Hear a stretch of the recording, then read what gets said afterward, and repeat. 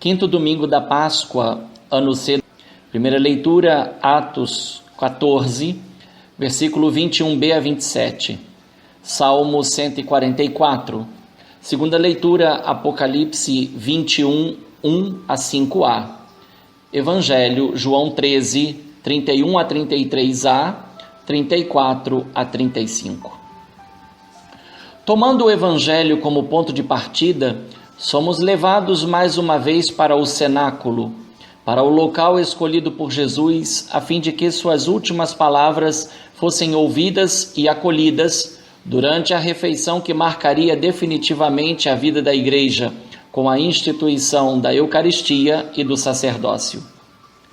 Neste sentido, a primeira leitura gira em torno não só de Paulo e Barnabé, mas das comunidades que foram fundadas ao longo da missão, e que agora, pela ausência dos apóstolos, necessita de contar com líderes locais que se empenhem em fomentar a fé, a esperança e a caridade na vida da comunidade.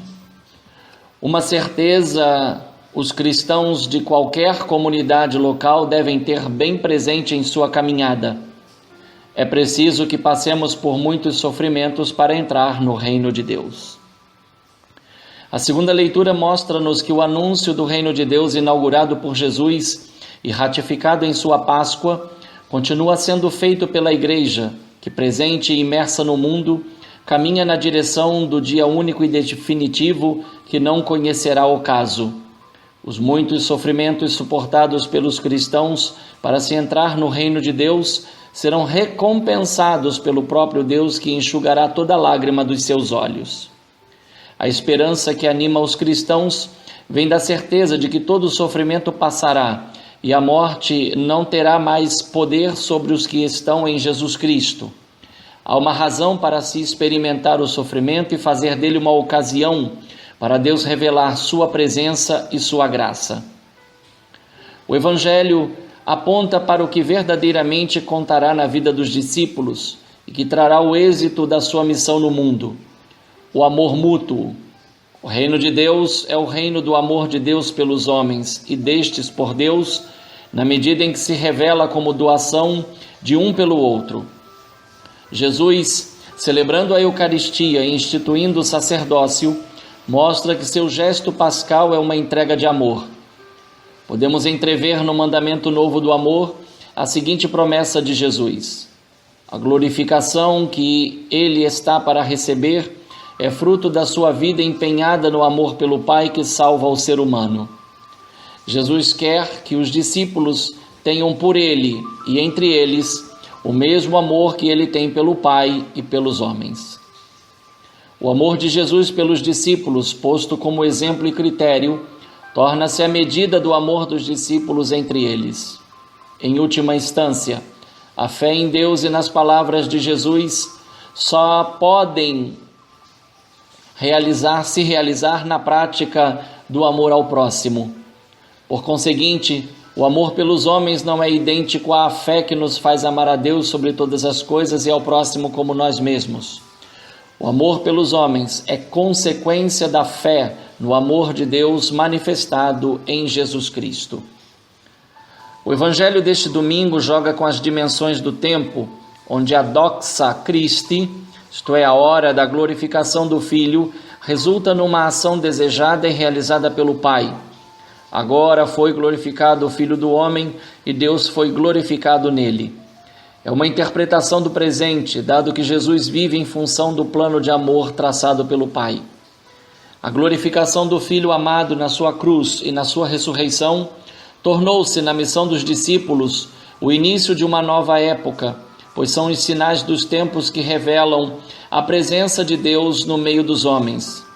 Visto que estamos nos dirigindo para a festa de Pentecostes, é oportuno que direcionemos a lógica destas três leituras para o acontecimento que deu fundamento e força à prática do amor exigida por Jesus aos seus discípulos, formando e dando características novas para o novo Israel, a Igreja. O ambiente vital dos discípulos, que vivem do novo mandamento e por ele se empenham na missão, enfrentando todos os obstáculos e adversidades que possam imaginar, foi redimensionado pela presença e ação concreta do Espírito Santo. A glória de Jesus, que se revelou força potente de Deus na cruz e ressurreição, é a verdade que os cristãos devem viver e transmitir no mundo. Suportando tudo com fé e esperança, os cristãos estão certos de que a morte não é a última palavra sobre a vida, mas é Jesus ressuscitado a última e definitiva palavra sobre o pecado, a morte e suas consequências. A instituição dos presbíteros nas comunidades evangelizadas e fundadas pelos apóstolos em missão acompanha e desenvolve-se a partir do sacerdócio instituído por Jesus Cristo na última ceia. A continuidade e presença apostólica através dos presbíteros são uma marca característica da igreja fundada por Jesus Cristo.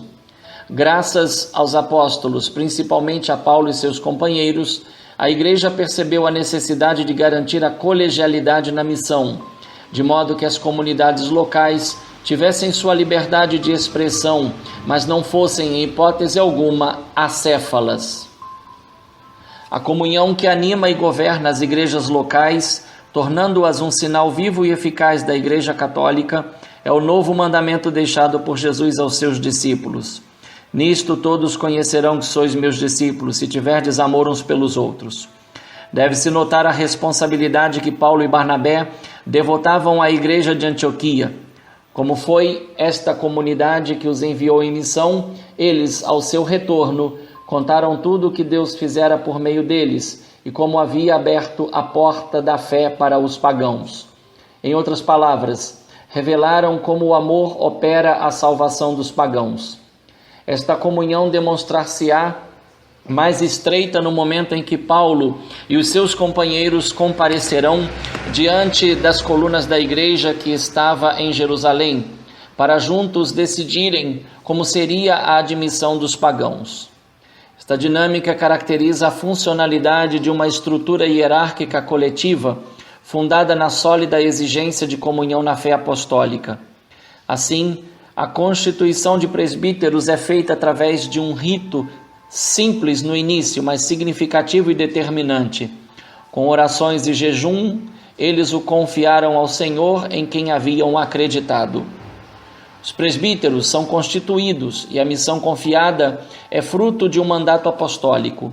Não se trata de uma eleição democrática, é um ato de fé da parte de quem possui e usa a autoridade que recebeu para garantir a continuidade dos elementos que caracterizam a igreja: a unidade, a ortodoxia da fé e a apostolicidade, segundo o Senhor fez e ensinou aos seus discípulos quando lhes conferiu o mandato apostólico. A fidelidade ao memorial em honra do Senhor até que ele venha passa igualmente pela fé e pelo seu conteúdo, que são transmitidos e garantidos pela estrutura hierárquica da igreja a serviço da missão salvífica universal. A fidelidade na missão, quer em sua dimensão vertical, quer em sua dimensão horizontal, é garantida pela presença e assistência contínua do ressuscitado através do dom do Espírito Santo. Todavia, a visão da Nova Jerusalém transmitida no livro do Apocalipse nos faz perceber que as estruturas da Jerusalém da terra, imagem da igreja peregrina, servem para conduzir os fiéis à revelação final, quando Deus, por seu poder, completar a ação salvífica. A relação entre a igreja triunfante e a igreja peregrinante está fundada no amor interpessoal que circula no corpo místico de Jesus Cristo. Amor gratuitamente recebido e gratuitamente restituído através da missão que promove o encontro salvífico de Deus com os homens. O que faz a hierarquia da igreja ser um serviço indispensável à humanidade é a exigência do amor fraterno. O carisma da caridade é o selo indelével de Jesus Cristo nos seus discípulos. A caridade fraterna, desejada por Jesus Cristo aos seus discípulos como expressão do mundo novo já inaugurado na sua Páscoa, é uma realidade que qualifica o empenho da igreja. Amar como Jesus quer não significa doar alguma coisa a alguém, mas significa doar o próprio Jesus, doando-se a si mesmo a serviço dos irmãos. É este testemunho que dava aos apóstolos as credenciais que geravam as conversões, principalmente entre os pagãos. Para que se realize o vejam como se amam, é preciso que o homem seja renovado segundo o espírito da nova aliança, isto é, que pelo ministério da igreja os homens vejam se realizar o novo mandamento do amor.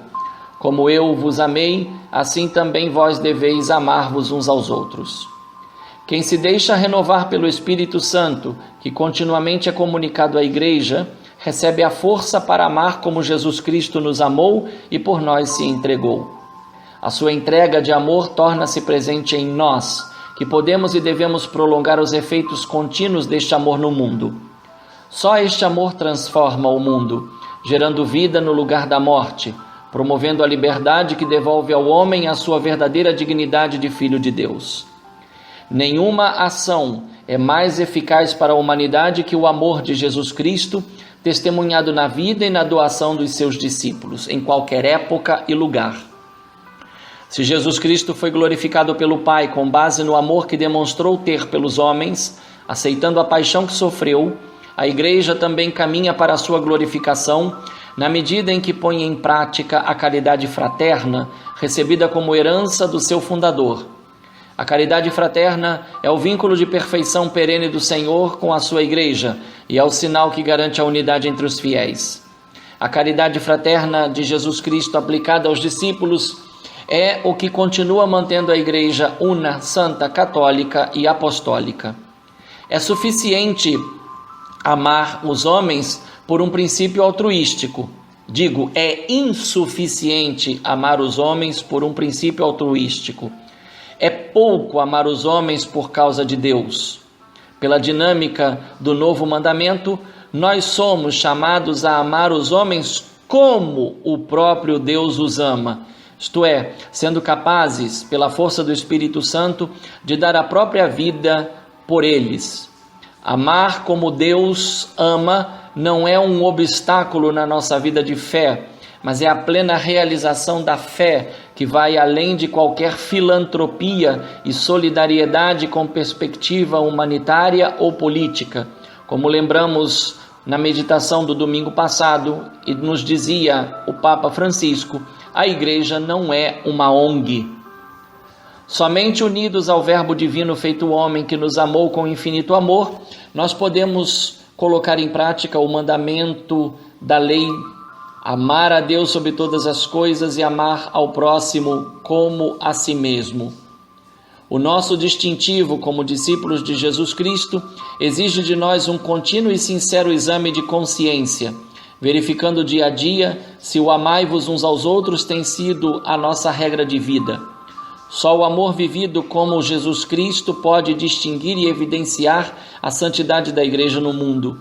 Sem a prática da caridade fraterna, a Igreja pode até ser uma instituição interessante, mas não digna de crédito. Examinando-nos, devemos nos perguntar: estamos convencidos de que a caridade fraterna é a base da Igreja de Jesus Cristo e a fonte de toda a convivência comunitária eclesial?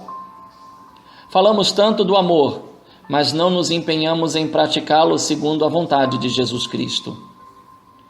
O nosso comportamento como católicos é condizente com o comportamento que Jesus Cristo exigiu dos seus apóstolos na última ceia? O estilo de vida assumido por Jesus Cristo tem sido o meu estilo de vida? Acredito de fato que carregar a cruz de cada dia me conduzirá um dia à glória dos santos? A glória de Jesus Cristo é visível no meu modo de ser, de falar e de me comportar diante dos homens? Sou capaz de abandonar minhas próprias certezas para fazer experiência da fé em Jesus Cristo, que tudo confiou no Pai? Em que medida eu me empenho a promover o único modelo de vida comunitário, amai-vos uns aos outros, capaz de revelar o amor de Deus para os homens? Sou feliz por ser católico, isto é, por amar como Jesus me ama, entregando-se por mim na cruz? Será que os homens de hoje, vendo nossa fé e nossa vida de comunidade, poderão dizer: Vejam como eles se amam? Não são perguntas periféricas. Estão aí diante de nós e esperam a nossa resposta por palavras e ações. Um bom quinto domingo da Páscoa a todos. Um fraterno abraço.